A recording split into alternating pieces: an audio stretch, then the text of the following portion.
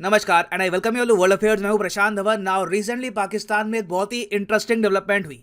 इमरान खान ने शहबाज शरीफ की पार्टी को, नवाज शरीफ की पार्टी को आप कह सकते हैं, सरप्राइज करके पाकिस्तान का जो पंजाब प्रोविंस है यहां पर अपनी सरकार बना ली है। यहां पर आप देख पाओगे ये पाकिस्तान का मैप है और ये रहा इनका पंजाब प्रोविंस।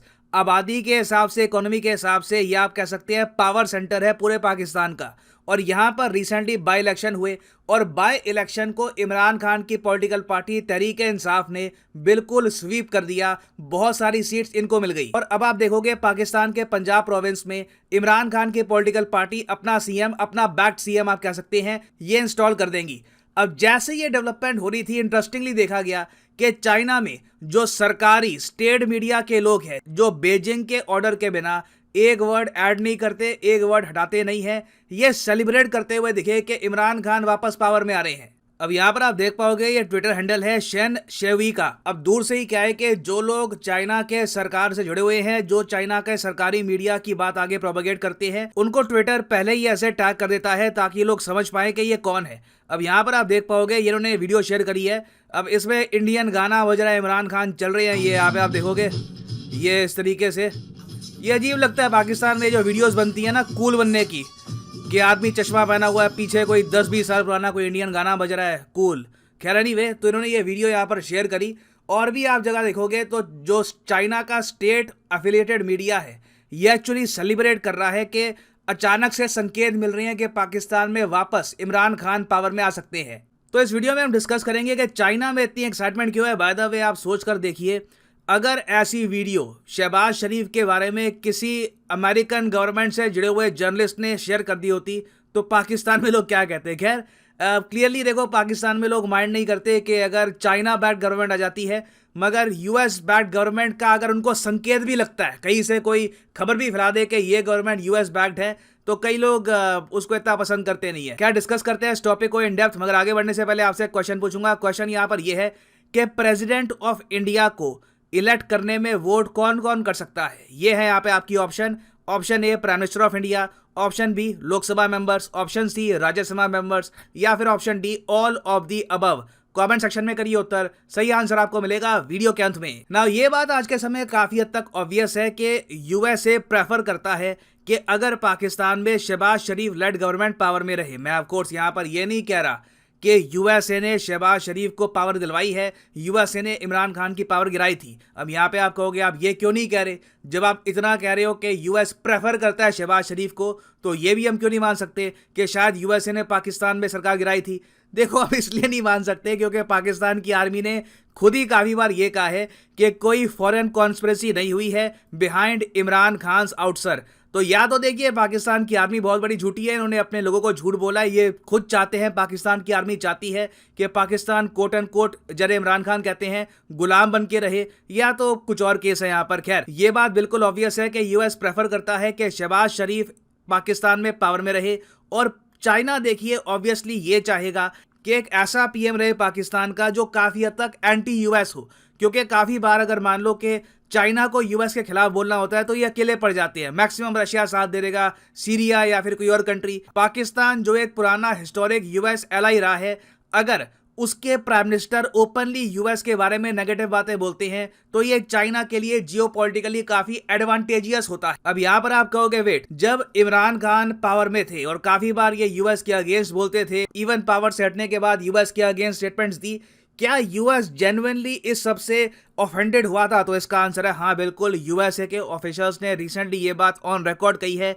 कि इमरान खान के जो एलिगेशन थे कि यूएसए ने कॉन्स्पिरेसी करी है, षड्यंत्र किया है इनकी सरकार को गिराने के लिए, यूएस एक्चुअली कंट्रोल करता है पाकिस्तान को, ये जो एलिगेशंस है बहुत ज़्यादा डिस्टर्बिंग थे। तो एक तरफ तो देखिए यूएस बिल्कुल नहीं चाहेगा कि इमरान खान पाकिस्तान में वापस पावर में आ जाए। दूसरी तरफ अगर मैं आपको बताऊं तो चाइना बिल्कुल नहीं चाहता कि जो करंट गवर्नमेंट है पाकिस्तान में ये पावर में रहे। रीज़न इसके दो हैं। पहली बात तो जैसे मैंने आपको बताया, ये करंट गवर्नमेंट यूएस के खिलाफ इतना बोलती नहीं है, उल्टा यूएस और पाकिस्तान के रिलेशंस बेहतर हो रहे हैं अंडर शहबाज शरीफ। इस सब के अलावा देखो, चाइना का एक बहुत ही बड़ा इशू ये है कि पाकिस्तान में चाइना के नागरिक अब जाना नहीं चाहते। जो रीसेंट अटैक्स हुए हैं चाइनीज सिटीजन्स पर इन पाकिस्तान, इसकी वजह से जो चाइना का एक ग्रैंड प्लान था कि लाखों चाइनीज लोग ये शिफ्ट कर देंगे टू पाकिस्तान, ये रियलाइज हो नहीं पा रहा। बीच में क्या हुआ कि चाइना ने एक प्रपोजल दी पाकिस्तान को कि एक काम करते हैं, आपको चलो ऑकवर्ड लगेगा ना, अजीब सा लगेगा अगर हम लोग अपनी आर्मी डिप्लॉय कर देते हैं पाकिस्तान में सिक्योरिटी के लिए। हम लोग समझ सकते हैं, आप लोग एक सो कॉल्ड सॉवरन कंट्री हैं, तो दुनिया में क्या मुंह आप दिखाओगे जब बाहर की आर्मी आपके देश में आ जाएगी। तो हम लोग क्या करते हैं कि चाइना की जो आर्मी है उनके लोगों को डाल देते हैं एक सिक्योरिटी कंपनी में। सो कॉल्ड ये सिक्योरिटी कंपनी होगी, कहने को प्राइवेट कंपनी होगी मगर कंप्लीटली गवर्नमेंट बैक्ड होगी। और ये सिक्योरिटी कंपनी क्या करेगी, जो भी चाइनीज नागरिक पाकिस्तान में रहते हैं, कॉलेजेस में, इंडस्ट्रियल एरिया में, इनकी प्रोटेक्शन करेगी। अब पाकिस्तान की गवर्नमेंट ये भी नहीं मान रही। यूएस ऑब्वियसली इसके खिलाफ होगा। यूएस ने कहा होगा कि कभी भी ये चाइना की सिक्योरिटी कंपनी को एंटर मत होने देना इन पाकिस्तान। तो ये एक आप कह लीजिए फ्रस्ट्रेशन है चाइना के लिए कि ये लोग अपने ही सिटीजन्स को सिक्योरिटी प्रोवाइड नहीं कर पा रहे इन पाकिस्तान। और जो इनका ग्रैंड प्लान था कि सीपैक के अंडर कॉलोनाइजेशन स्टार्ट कर देंगे पाकिस्तान की, ये किक स्टार्ट भी नहीं हो पा रहा क्योंकि बलूचिस्तान लिबरेशन आर्मी ये लोग अपने ऑब्जेक्टिव्स को लेकर क्लियर हैं। रिसेंटली बीएलए ने यह कह दिया है कि अगर चाइना ने कोई और नया प्रोजेक्ट स्टार्ट किया बलूचिस्तान में तो ये लोग बिल्कुल अटैक करेंगे, चाइना के सिटीजन्स को टारगेट करेंगे, चाइना के प्रोजेक्ट्स को। और पाकिस्तान की आर्मी कहीं से भी बलूचिस्तान लिबरेशन आर्मी को संभाल नहीं पा रही। रिसेंटली देखा गया कि पाकिस्तान का एक हाई रैंकिंग आर्मी ऑफिसर है, इनका एक लेफ्टिनेंट कर्नल, देखो लेफ्टिनेंट कर्नल बहुत हाई रैंकिंग में आता है। आप अगर सोच कर देखिए तो जो सीनियर ऑफिसर्स हैं उनमें आता है लेफ्टिनेंट कर्नल। लेफ्टिनेंट कर्नल से ऊपर आप अगर थोड़ा जाओगे तो ब्रिगेडियर, मेजर जनरल, ये सब स्टार्ट हो जाते हैं। तो बलूचिस्तान लिबरेशन आर्मी की पकड़ ऐसी है पाकिस्तान में कि इन लोगों ने पाकिस्तान आर्मी का एक लेफ्टिनेंट कर्नल किडनैप कर लिया, काफी समय तक उसको अपने पास रखा। फिर जब इन पर प्रेशर बना तब इन्होंने इस कर्नल को मार भी दिया। ये चाइना के लिए बहुत ज्यादा शॉकिंग है। अगर पाकिस्तान की आर्मी का ये हाल है तो चाइनीज नागरिक कैसे सेफ रहेंगे पाकिस्तान में। तो इसलिए देखिए, एक जो ग्रैंड जियो पॉलिटिक्स है बिटवीन यूएस एंड चाइना, इसका एक बैटल फील्ड बन चुका है पाकिस्तान। और अब देखना यहाँ पे इंटरेस्टिंग होगा कि आने वाले चुनाव में क्या यहाँ पर इमरान खान वापस पावर में आते हैं। और अगर मैं कहूंगा आते हैं तो इससे यूएस पाकिस्तान रिलेशंस टेक्निकली आप कह सकते हैं खत्म ही हो जाएंगे। जो भी कोऑपरेशन है बहुत हद तक मिनिमल हो जाएगी।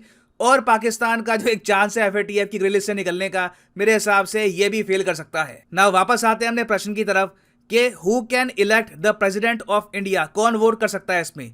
तो सही उत्तर यहाँ पे है ऑल दी अबव। इसके बारे में मैंने प्रीवियस वीडियो में आपको बता रखा है कि prime minister, Lok Sabha members, Rajya Sabha members, MLA, ये सब वोट करते हैं to elect the president of India. और हाँ, यहाँ पर मैं ये भी ऐड कर दूं, यूजुअली आप देखोगे अनअकैडमी के कोर्सेज पर डिस्काउंट होता है 10% के आसपास का, मगर कई हफ्तों के बाद आता है एक फ्लैट 20% डिस्काउंट। और आने वाले कुछ दिनों तक ये सेल चलेगी, उसके बाद ये सेल खत्म हो जाएगी। और अभी कुछ दिनों तक ये सेल चल रही है जहां पर अनअकैडमी के सारे कोर्सेज पर आपको मिलेगा फ्लैट 20% डिस्काउंट।